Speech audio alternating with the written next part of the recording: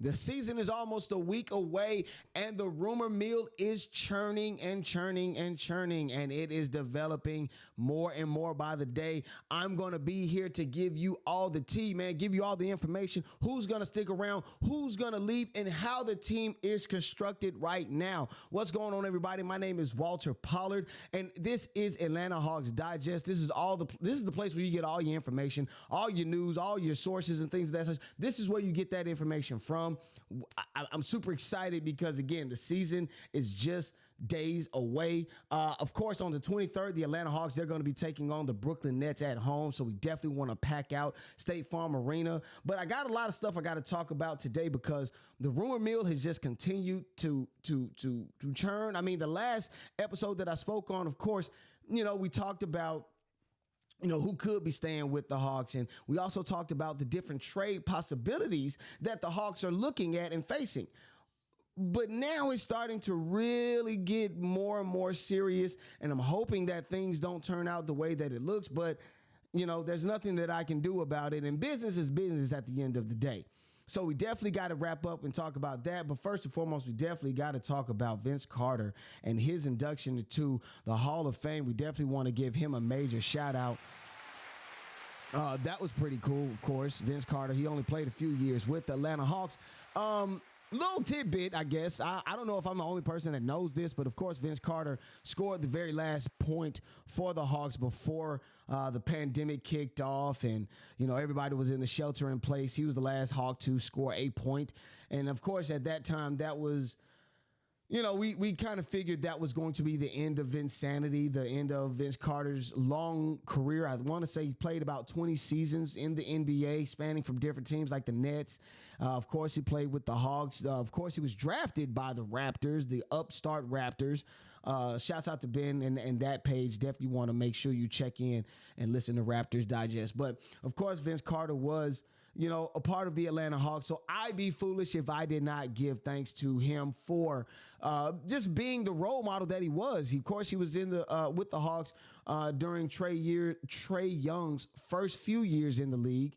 And so he was able to sit there, help him, mold him. And then, of course, he was there during the run to the Eastern Conference Finals. And so I know that he was definitely a vocal voice in the locker room. And I know that he was there to help the team get past where they were. So I definitely want to give him a major shout out again real quick because that's pretty cool. And I'm excited for Vince Carter, man. All the things that he's done, all the things that he's going to do in the upcoming years, man. Major shouts out to you, major salute. And I'm super, super excited for that. Now we got to move on, of course. We got to talk about this open practice that, of course, I definitely spoke to you guys about. Last night, the Atlanta Hawks had an open practice, but I wanted to show you all some clips because it was kind of cool. One clip in specific, it was this young girl, and I'll show you really quickly. They had the kids dunking. And the cool thing about the kids, of course, it's a Fisher-Price thing, but this will probably be the only time these kids get a chance. Here we go. Spin move. Listen, this is probably the only time these kids get a chance to get on an NBA court or even see how it looks. So definitely exciting for these kids, man. And then Harriet the Hawk acting a fool with somebody in his arm, spinning them around. And then not only just that, man, we had Bogdan Bogdanović. He was also knocking down threes in a three-point contest. Of course, he won the three-point contest. Dyson Daniels won the skills challenge for the Atlanta Hawks, almost like an all-star game before the season, which would be pretty cool, right?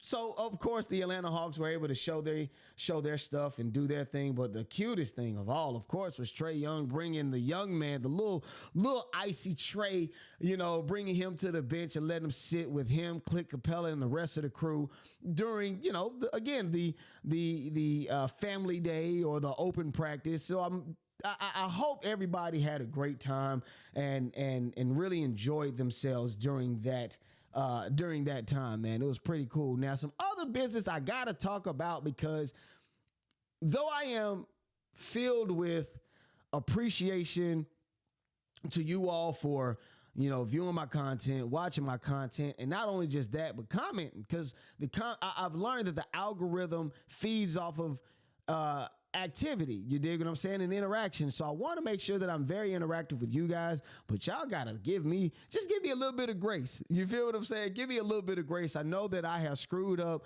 Zaccharie Risacher's name, so I wanted to just take a little bit of time to make sure that I pronunciate it correctly. And also, too, I wanted to let you all know that I got his pronunciation from someone else. Now, not that this is not an excuse, because we all know that, excuses are tools of nothingness to build monuments to nowhere. So I don't want to give an excuse, but when I heard this, I was like, oh, so this is how we say his name. Zaccharie Risacher. So he said, so I want to point this out. How not how, but anyway, the commissioner said his name the way he said his name, and I'm thinking, oh, Risacher, Zaccharie Risacher, but it's Zaccharie Risacher. Okay, it's the correct pronunciation is Zaccharie Risacher, and I wanted to make sure that I got the name correct because you guys were hey. I was laughing, and I appreciate the accountability that you guys are giving me because I'm all about accountability. Let me get in the screen real quick. Yeah, I'm all about accountability. I want to make sure that I present you guys with the best information and the correct pronunciation of who I'm talking about.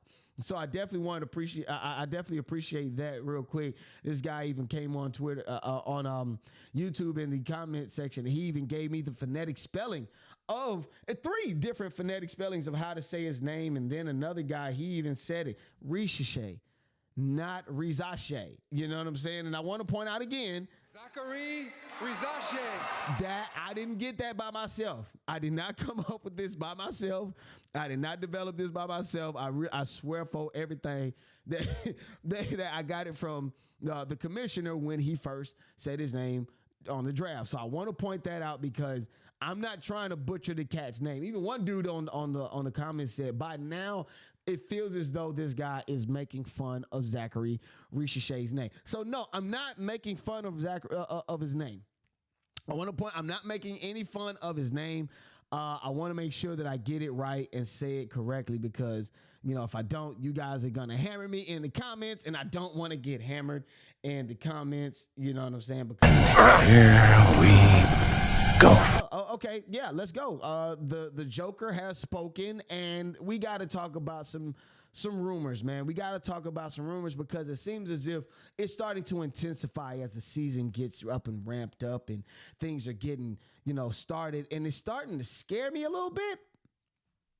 Yeah, I think it's starting to scare me a little bit because the team as it's constructed is going to change. Now, let me point out really quickly, I started out this page by saying that the way this team is constructed, they want to build around Trae Young. Of course, they got rid of Dejounte Murray, which, they already took a major chance on him when we brought him into Atlanta, of course, giving away multiple first-round picks at that. So we know that we've taken a chance and it just didn't work out. So we figure we're going to stick around Trae Young, but I don't know if that's going to change, or if it's going to stay the same. I want to point out 3 facts that the Atlanta Hawks are dealing with right now before the season starts and how they're going to have to react. Well, not react, but how they're going to have to start the season, because I'm telling you, it's going to be crazy. First thing is the Hawks are in limbo. Okay, we are in some type of limbo that I don't know if we can or can't get out of, but it is a little bit unacceptable to have so much talent on your team, but yet you have no more than 46 wins and no less than 36 wins. So for some reason, we're in this weird limbo. You dig what I'm saying? And then not only that, but we don't control our first-round draft picks. I just pointed out that we got rid of our draft picks to bring in Dejounte Murray. And then to get rid of Dejounte Murray, you get no draft capital. And also, too, you don't get another superstar to add to Trae Young. So instead, we build around Trae Young, right?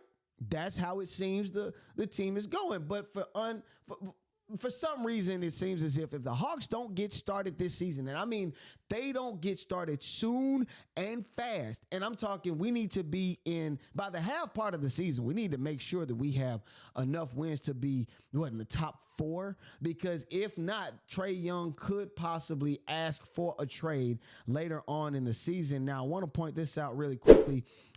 This is actually from Grant Hughes of Bleacher Report. He said that Atlanta could pivot away.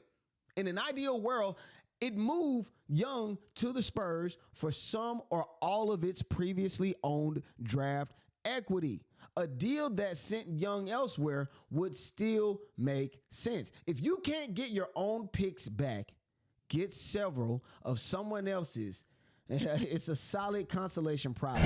Here we go. Okay, listen, we got to start fast, stay fast, and finish strong. We need to make sure that we create the situation around Trae Young to keep him here. But again, if we, the Hawks, yes, the Hawks, we the Hawks, I'm not a part of the Hawks, but if the Hawks cannot start fast, stay fast, and also get on the winning side of things, Trae Young could possibly ask for a trade and be sent elsewhere. So we don't want that to happen. We want to make sure that Trae is happy and winning. First of all, we don't want to make sure he's happy with losing because no one's happy with losing. But we want to make sure that he's happy and he's winning and that the Hawks are moving in an upward trajectory and not just staying stagnant like we've been for the last, 3 to 4 years. But that's neither here nor there. Until the next time you guys see me, make sure that you guys keep up with all the information and I will be back with you. Peace.